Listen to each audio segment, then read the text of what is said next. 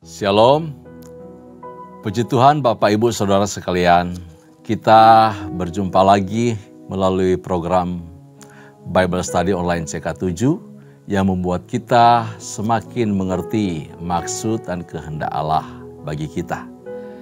Hari ini kita akan belajar bersama-sama membaca dan merenungkan firman Tuhan dan mengambil makna di dalamnya dari kitab Mazmur pasalnya yang ke-26. Kalau di Alkitab saya, di buku saya itu halaman 593. Ya, mungkin sekitar 590 sampai 594 ya, kisaran halamannya.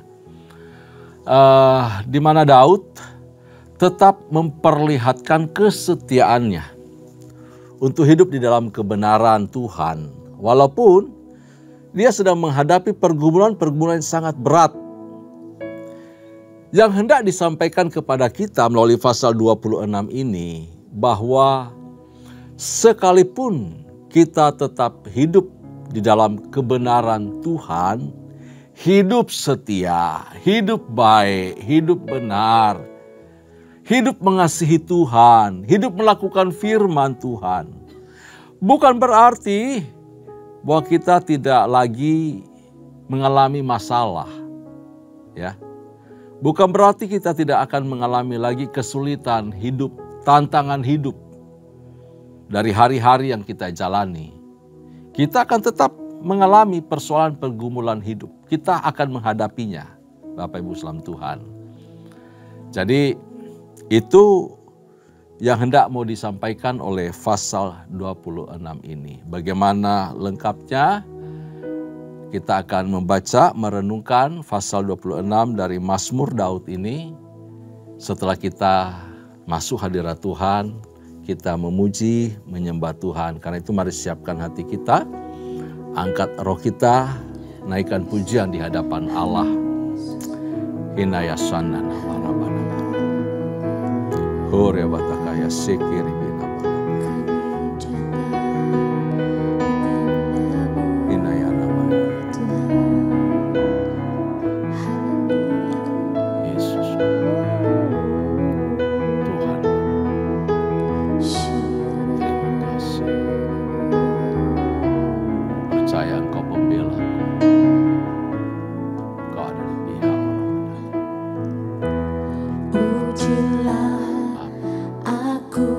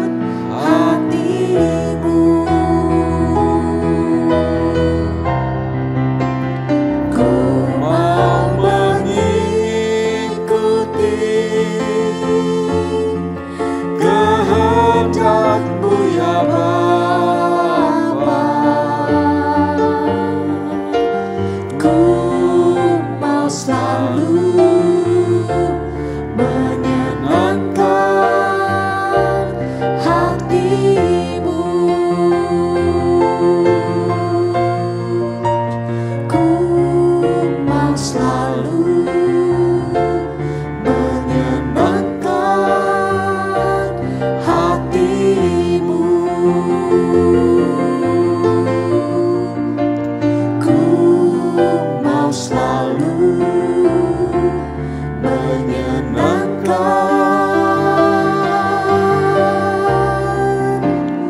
hatimu.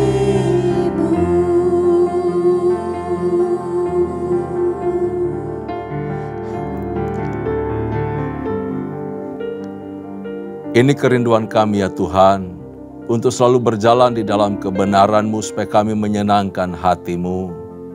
Karena itu periksa, selidiki hati dan batin kami ya Tuhan. Arahkan mata hati kami selalu tertuju hanya kepadamu. Arahkan langkah kami untuk terus hidup di dalam jalan kebenaran-Mu. Terima kasih Tuhan, terpuji-pujilah nama-Mu. Kami akan membaca dan merenungkan kebenaran firman-Mu dari Mazmur 26 ini. Kuduskan, urapi dan berkati kami semua. Di dalam nama Yesus Kristus Tuhan, kami bersyukur, kami siap membaca dan merenungkan firman-Mu. Dalam nama Yesus, haleluya. Amin. Amin. Puji Tuhan. Bapak Ibu kasih dalam Tuhan, kita akan membaca bagian firman Tuhan dari Mazmur 26 ini yang diberi judul doa mohon dibenarkan oleh Tuhan. Mazmur Daud. Dari ayat pertama kita akan membaca lebih dahulu sampai ayat yang ketiga. Saya akan pandu kita semua membaca ayat pertama sampai ayat yang ketiga. Berilah keadilan kepadaku ya Tuhan, sebab aku telah hidup di dalam ketulusan. Kepada Tuhan aku percaya dengan tidak ragu-ragu. Ujilah aku ya Tuhan dan cobalah aku, selidikilah batinku dan hatiku, sebab mataku tertuju pada kasih setiamu, dan aku hidup dalam kebenaran-Mu. Melalui ayat 1 sampai ayat yang ketiga ini, kita diyakinkan bahwa Tuhan itu adalah hakim yang adil. Hakim yang adil. Daud di sini membawa seluruh perkara hidupnya, pergumulannya, masalah, apapun. Yang kemudian di Mazmur-Mazmur sebelumnya, dia berada dalam kondisi yang terjepit, dalam kondisi yang sulit, diburu-buru, ya dikejar-kejar, hendak dibunuh. Tapi dia bawa perkara semua di hadapan Tuhan. Dia tidak mengadu kepada orang lain. Sisi lain dia sedang mengasah juga talentanya. Dia sedang mengasah juga fisiknya, kemampuannya bertarung, berperang. Dia juga sedang mengurus pasukan-pasukannya, melatih mereka untuk berperang. Tapi lewat pelarian-pelarian yang ada, ya, dia bergumul dengan Tuhan mengenai perkara yang sedang dihadapinya. Jadi dia bawa semua ke hadapan Tuhan. Alasannya sederhana, karena Daud percaya, ya, bahwa Allah akan membela dia. Karena Tuhan itu mengetahui jalan hidupnya. Karena itu semua yang diungkapkan oleh Daud di sini, bahwa Allah itu Allah yang adil, Allah yang mengetahui kehidupannya, akan berurusan, akan campur tangan, akan menyelesaikan semua perkara-perkara yang sedang dihadapinya. Ya, jadi Daud itu percaya kepada Tuhan bahwa dia akan membela Daud. Tuhan akan membela Daud. Karena apa? Karena Allah tahu, Allah mengetahui jalan kehidupan Daud. Bahwa Daud itu, ini yang diketahui oleh Tuhan, ya, bahwa Daud itu hidup di dalam ketulusan. Itu yang pertama. Lihat pertama ya. Dan itu bagian penting, bagian pertama. Sebab aku telah hidup di dalam ketulusan. Nih.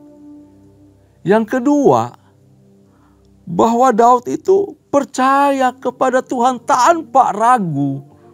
Wow. Jadi tanpa ada keraguan-raguan dia percaya kepada Tuhan. Dikatakan di sini, kepada Tuhan aku percaya dengan tidak ragu-ragu. Dan yang ketiga, bahwa karena Tuhan tahu mata hati Daud itu tertuju kepada Tuhan, ya, tertuju kepada Tuhan dan tertuju kepada kasih setianya. Wow, luar biasa. Itu alasan ketiga kenapa Daud percaya kepada Tuhan bahwa Tuhan akan membela dia. Dan yang keempat, di bagian terakhir ayat yang ketiga ini, dan aku hidup di dalam kebenaran-Mu. Jadi yang keempat, karena Tuhan tahu Daud itu hidup di dalam kebenaran, hidup di dalam Taurat, hidup di dalam tuntunan Tuhan, hidup di dalam firman Tuhan, hidup melakukan firman Tuhan. Jika kita hidup di dalam kebenaran, maka pembelaan Tuhan ada atas kita. Amin. Dan kebenaran itu akan menuntun kita pada jalan yang benar tentu saja. Kebenaran, firman yang kita makan, kita renungkan setiap hari akan menuntun kita oleh Roh Kudus yang sudah diam di dalam hidup kita, mengingatkan, menuntun, mengarahkan kita kepada jalan kebenaran. Tetapi sebaliknya, jika kita hidup di dalam kefasikan, tidak takut akan Tuhan, jauh dari kebenaran firman, maka kefasikan itu akan menuntun kita ke jalan yang sesat, ke jalan yang menuju kepada kebinasaan. Jadi, karena itu mari tinggalkan bentuk kefasikan, kejahatan, dosa, apapun juga, dan jangan hidup dituntun oleh dosa, dituntun oleh hawa nafsu, supaya hidup kita tidak binasa. Jangan hidup dituntun oleh kedagingan, sebab kedagingan kita akan menuai kebinasaan dari daging itu sendiri. Ya, nah, firman Tuhan berbicara jelas kepada kita hari ini. Ya, dari ayat pertama sampai yang ketiga yang kita bacakan tadi. Jadi firman Tuhan hendak menguatkan kita untuk kita tetap hidup di dalam ketulusan, di dalam iman yang kokoh kepada Tuhan, dan tetap tinggal di dalam anugerah keselamatan. Di sini kita belajar menghidupi firman itu, Bapak Ibu saudara Tuhan. Meski di tengah kesulitan, di tengah persoalan, di tengah situasi yang sulit, keadaan yang menjepit kita sekalipun, kita tetap harus berjalan atau hidup sesuai dengan firman. Menghidupi kebenaran itu hari lepas hari, tetap percaya. Anda yang kondisi sedang sakit, Anda kondisi dalam keadaan punya masalah yang berat, entah masalah ekonomi, persoalan-persoalan rumah tangga, persoalan dengan anak, pendidikan, biaya hidup, apapun itu, tetap percaya kepada Tuhan. Firman Tuhan mengatakan bahwa punya iman, yakin, percaya, iman sekecil apapun, maka kita bisa memindahkan gunung. Betul? Artinya apa? Punya iman yang serius, yang sungguh-sungguh kepada Tuhan. Percaya bahwa Allah sanggup menolong kita. Namun sekalipun, ya, dikatakan bahwa iman yang besar itu adalah iman yang memindahkan gunung, sekalipun hanya sebesar biji sesawi. Tapi kalau gunung itu pun tidak pindah, kita harus tetap percaya. Itulah iman yang benar. Iman yang benar. Jadi kalau iman yang besar itu memindahkan gunung, tetapi iman yang benar itu tetap percaya kepada Tuhan. Tetap mengandalkan Tuhan, sekalipun gunung tidak pindah. Sekalipun engkau belum sembuh dari penyakit. Sekalipun persoalanmu belum selesai. Sekalipun seolah-olah semua masih gelap. Sekalipun engkau masih dalam kondisi terjepit. Tetap percaya, itu iman yang benar. Tetap percaya bahwa Tuhan membela kita. Tetap percaya bahwa Tuhan tetap beserta kita dan menolong kita. Ketika kita hidup di dalam kebenaran, maka Kristus ada di pihak kita. Yesus tetap menjadi pembela perkara kita. Paling tidak, karakter kita semakin dibentuk, semakin diasah melalui pergumulan persoalan, melalui kesesakan hidup untuk menjadi serupa dan segambar dengan Kristus. Itulah tujuan Kristus mengizinkan semua persoalan pergumulan hidup bisa kita alami. Ya. Menjadi murid Yesus artinya bahwa kita hidup di dalam kebenaran Tuhan. Artinya bahwa kita hidup melakukan, mengikuti firman Allah. Yaitu hidup tulus, iring Yesus, percaya Yesus bukan karena ada sesuatu. Percaya Yesus, ikut Yesus bukan karena supaya saya diberkati. Supaya persoalan saya selesai. Supaya saya hidup enak. Bukan itu. Alasan kita menjadi murid Yesus, alasan kita melakukan kebenaran. Tetapi membawa hidup untuk terus tulus mengasihi Tuhan. Karena memang Dia satu-satunya keselamatan. Karena memang Dia Tuhan, Dia Allah yang sejati. Karena memang tanpa Dia aku akan binasa.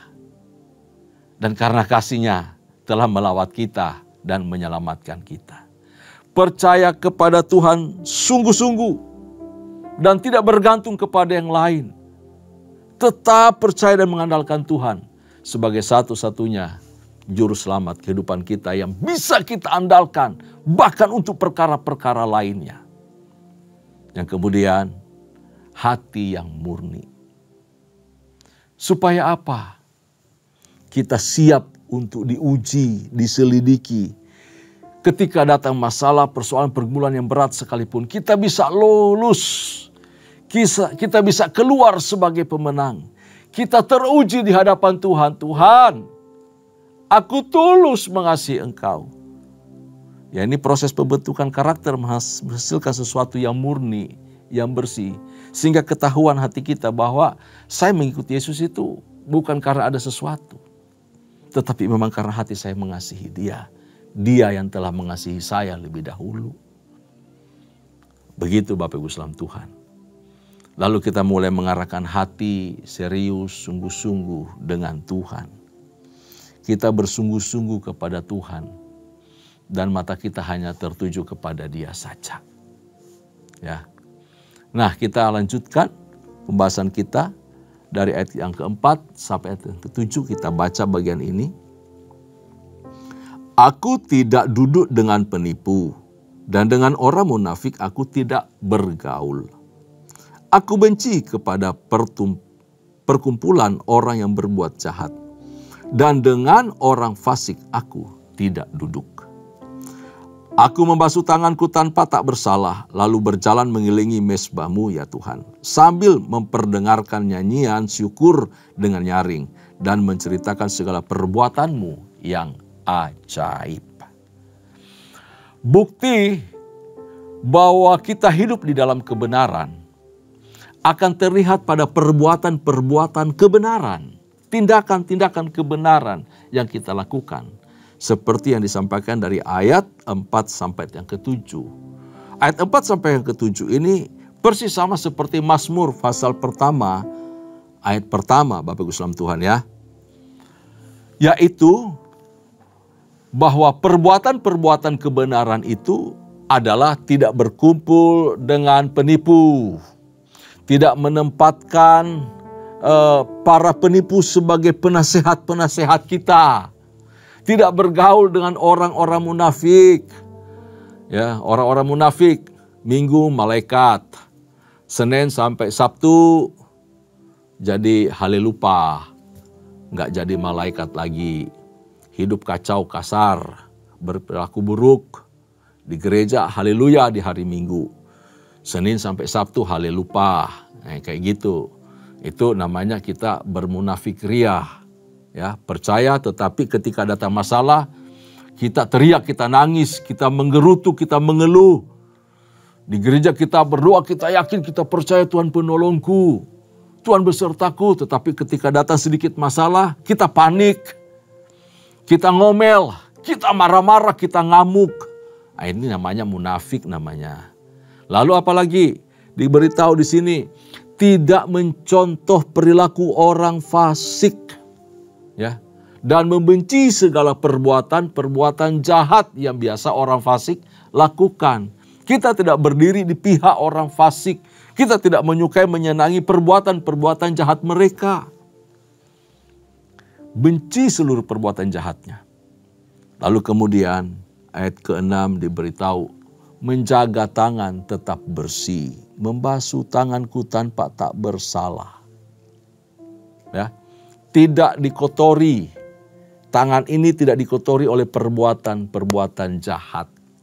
Lepas dari semua perilaku, tindakan, perbuatan jahat.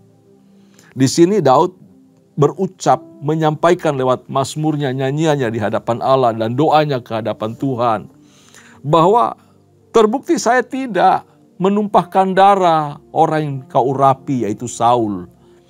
Saya tidak membunuh orang yang tak bersalah. Bahkan Tuhan meluputkan dia dari satu kesalahan ketika ingin membunuh si Nabal yang berlaku curang terhadap Daud. Dia hendak menumpahkan darah si Nabal. Lebih baik gua bunuh. Aku semalaman dengan anak buahku menjaga ternaknya. Ya, malam kedinginan, siang kepanasan, kira-kira gitu. Supaya ternak-ternaknya tidak dirampas, tidak dirampok.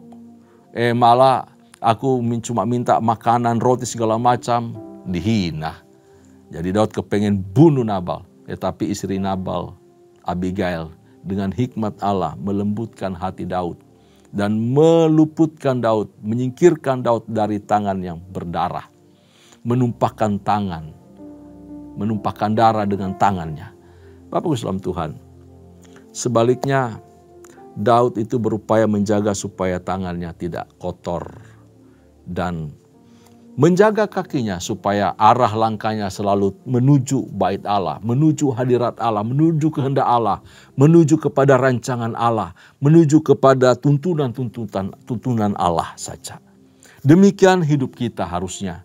Kita menjaga tangan kita, perbuatan kita, semua dari kefasikan, dari tindakan-tindakan kotor. Dan menjaga langkah kaki kita untuk hidup di dalam hukum-hukum Tuhan, di dalam kebenaran Allah, mengikuti Yesus, jadi murid Yesus, meneladani hidup Yesus, berjalan menuju rumah Allah dan persekutuan dengan orang percaya, menuju hadirat Allah, menikmati bait Allah, menikmati persekutuan intim dengan Allah, lewat doa fajar, lewat ibadah raya, lewat renungan firman bersama-sama di Bible Study, lewat mesbah, doa keluarga, lewat kul, lewat perkumpulan apapun, persekutuan apapun yang Tuhan telah berikan kepada kita. Melalui saran-saran dipersiapkan gereja kepada kita. Kita bawa hidup kita menuju rumah Tuhan, menuju mesbah, menuju hadirat, menuju tempat penyembahan bersama-sama. Kita memuji menyembah Tuhan. Menuju suatu tempat di mana kita membawa kurban syukur dalam ibadah raya bersama-sama dengan doa dan pujian. Nah, di sana kita akan menyaksikan perbuatan Tuhan yang ajaib. Kita bisa merasakan hadirat Allah yang luar biasa menjamah seluruh kehidupan kita. Lalu mari kita bacakan ayat yang ke-8. Kita lanjutkan pembacaan kita. Tuhan, aku cinta pada rumah kediaman-Mu dan pada tempat kemuliaan-Mu bersemayam. Wow. Ini kerinduan luar biasa dari Raja Daud. Daud sangat suka dekat dengan pondoknya, pondok Daud atau kemah Daud, kemah sembayang yang dibangun Musa dan juga kemudian dipakai oleh Daud menaruh tabut Allah di sana. Kemah sembayang, kemah Daud ini isinya hanya tabut Allah saja. Bagi umat Israel, tabut Allah merupakan simbol kehadiran Allah di tengah-tengah mereka. Itu tabut. Ya, simbol dari kehadiran Allah di tengah-tengah mereka. Lalu ada dua kerub yang saling berhadapan dengan sayap yang sebelah terangkat, dua terangkat, dua ke bawah juga. Menyentuh tutup peti pendamaian. Itu bicara mengenai simbol kekudusan. Simbol keagungan, hadirat dan kemuliaan Allah yang bersemayam di atasnya. Jadi ketika tabut itu ada di tengah-tengah umat, mereka percaya Allah ada di sana. Allah berdiam di tengah-tengah umat. Nah, Daud itu mencintai kediaman Tuhan, mencintai hadirat Allah. Dia itu suka berlama-lama di hadirat Tuhan. 7 kali dalam sehari aku memuji-muji Engkau. Aku menghadap hadirat Tuhan di mezbah itu. Dia menghadap Tuhan, dia bersekutu dengan Tuhan. Lebih baik sehari di tempat itu daripada 1000 hari di tempat lain. Betapa Daud rindu hadirat Tuhan. Dia menumpahkan rasa kangen, rasa rindu, rasa nikmat, persekutuan, kasih. Dia menikmati yang namanya kemurahan Tuhan. Nah, hadirat Tuhan itu tak bisa ditukar dengan apapun juga yang ada di muka bumi. Apapun juga kemewahan nilai apapun yang bersifat duniawi dan materi tidak bisa mengganti hadirat Tuhan. Tidak bisa ditukar, tidak bisa dibanding dengan kemuliaan Allah. Daud itu merasakan itu dan menikmati. Sungguh dia sadar bahwa hadirat Tuhan itu segala-galanya dan membawa sukacita dan damai di dalam hidupnya. Saya percaya kita juga sebagai orang percaya milik Kristus, kita harusnya menempatkan hadirat Allah di atas segala-galanya. Mengutamakan persekutuan dengan Tuhan di atas segala-galanya. Di hadirat Allah kita bebas. Di hadirat Allah kita bisa lepas. Di hadirat Allah kita bisa dipulihkan. Di hadirat Allah kita bisa merasakan persekutuan damai dengan Allah. Indah, intim, luar biasa. Kita dilepaskan, dibebaskan, dimerdekakan. Kita merasakan betapa Tuhan cinta kepada kita. Kita bisa merasakan bahwa Tuhan itu hadir, memulihkan, dan memberkati kita. Bapak Islam Tuhan, kita lanjutkan pembacaan kita. Ayat 9-12. Janganlah mencabut nyawaku bersama-sama orang berdosa, atau hidupku bersama-sama orang penumpah darah. Yang pada tangannya melekat perbuatan mesum dan yang tangan kanannya menerima suapan. Tetapi aku ini hidup dalam ketulusan, bebaskanlah aku dan kasihanilah aku. Kakiku berdiri di tanah yang rata, aku mau memuji Tuhan dalam jemaah. Bapak Ibu salam Tuhan, ini doa Daud supaya dia tidak terhitung dengan orang-orang fasik, para penumpah darah. Tetapi Tuhan memperhatikan kondisi hatinya. Dan dia terus memuji, memuliakan Tuhan di rumahnya, di baitnya. Bahkan bersama dengan umat-umat Tuhan memuji, memuliakan Tuhan. Sebagai umat perjanjian baru, umat percaya, tentunya kita tahu bahwa rumah kediaman Tuhan itu adalah tubuh kita. Amin. Tubuh kita. Dan seperti Daud, kita juga merindukan bisa mencintai Tuhan, mencintai kediaman Tuhan, mencintai rumah Tuhan. Bagaimana caranya? Yang pertama, mencintai diri sendiri lebih dahulu. Menghormati, menghargai tubuh yang adalah bait Allah, rumah Allah. Mempersembahkan sebagai kurban persembahan yang hidup, yang kudus dan yang berkenan kepada Tuhan. Jangan hidup egois, mengikuti mau diri sendiri, mengikuti daging sendiri, memuaskan keinginan-keinginan daging kita. Tidak. Mari bawa persembahkan hidup kita kepada Tuhan. Cintai diri kita seperti Allah mencintai kita, yaitu menjaga hidup ini tetap berkenan, tetap kudus. Sebab tubuh jasmani ini adalah milik Allah. Ya, kita peduli dengan kesejahteraan diri kita. Kita peduli dengan kondisi jasmani tubuh maupun rohani kita. Dalam 1 Korintus 6 ayat 19. Tidakkah kamu tahu bahwa tubuhmu adalah milik Allah? Roh Allah tinggal di dalam diri kita, bersemayam di dalam diri kita. Ya. Yang kedua, apa yang kita lakukan sebagai umat perjanjian baru? Bahwa kita mencintai rumah Tuhan, kediaman Tuhan. Yang kedua adalah mencintai kekudusan hidup. Mencintai kekudusan hidup. Kekudusan itu adalah salah satu sifat moral Allah. Dan tanda hidup orang-orang yang menjadi milik Kristus.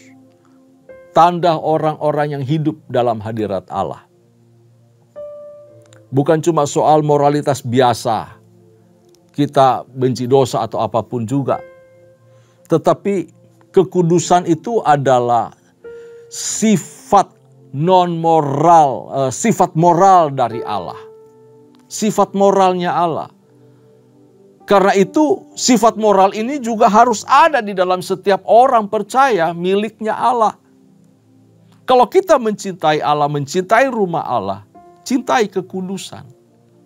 Hormati kekudusan. Allah adalah Allah yang kudus. Nah, sifat moral yang lain selain kudus dari Allah adalah kasih, adil dan benar. Jadi 3 itu adalah sifat moral Allah. Kasih, kudus, adil dan benar. Kita orang percaya harus menghidupi bagian tersebut. Kasih, hidup kudus, hidup adil dan benar. Memelihara kebenaran Allah. Hidup dalam kekudusan adalah tanda dari orang-orang yang mencintai rumah Tuhan, mencintai hadirat Tuhan.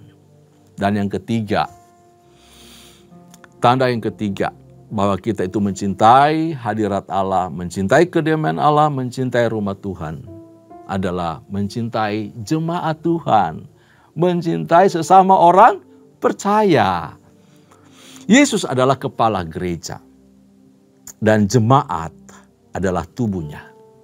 Barang siapa mencintai dirinya, dia mencintai tubuhnya, mencintai anggota-anggota tubuh. Jadi mencintai jemaat berarti mencintai Kristus.